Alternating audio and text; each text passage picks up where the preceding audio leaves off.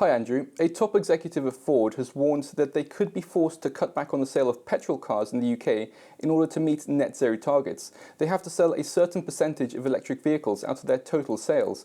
How does this push up prices for drivers? So the deal of the so-called zero emissions mandate is that, as you say, they have to sell a certain number of electric cars, and if they don't, then they are fined essentially, and those fines are passed on to people who have to manufacturers who have sold the correct number of vehicles. So essentially, it ends up as a subsidy from petrol and diesel car owners to EV owners, i.e. from the relatively poor to the relatively wealthy. And there are concerns that the Chinese electric vehicles will flood the European market and underprice us. All this while we race to meet the net zero targets. Where could this leave our industry? Yeah, so these problems are seen across Europe. Essentially, Europe had a major technological advantage in internal combustion engines. Companies like Volkswagen and Mercedes were way ahead of everybody else.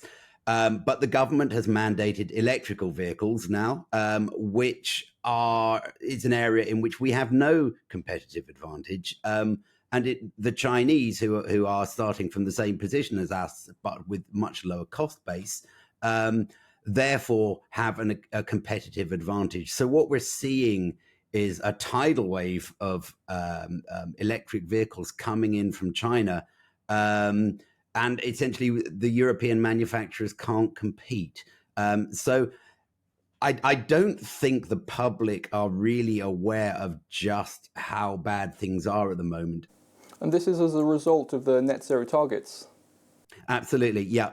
Everything is being driven by net zero. I mean, all government policy is being driven by net zero. And, I've said it before and I'll say it again, it's completely irrational. There is no assessment of the costs and benefits. It's just virtue signaling. They're going to carry on doing this until the pain gets so bad that they're forced to change direction. And one thing as well is that the demand for electric vehicles is in part drying up due to driving range anxiety, as well as worries about the safeties of the batteries. So how should this falling demand be handled? We need to move away from EV mandates and allow people to drive the cars they want. There are obviously serious issues with EVs that you've alluded to. It's already clear that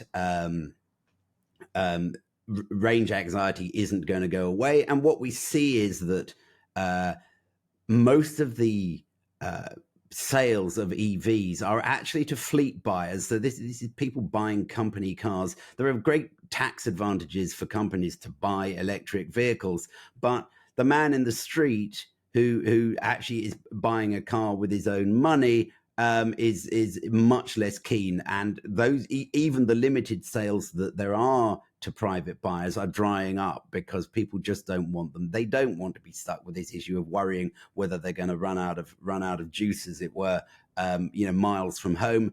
And yeah, there is this risk, as you say, of there is a fear of that the batteries will burst into flames and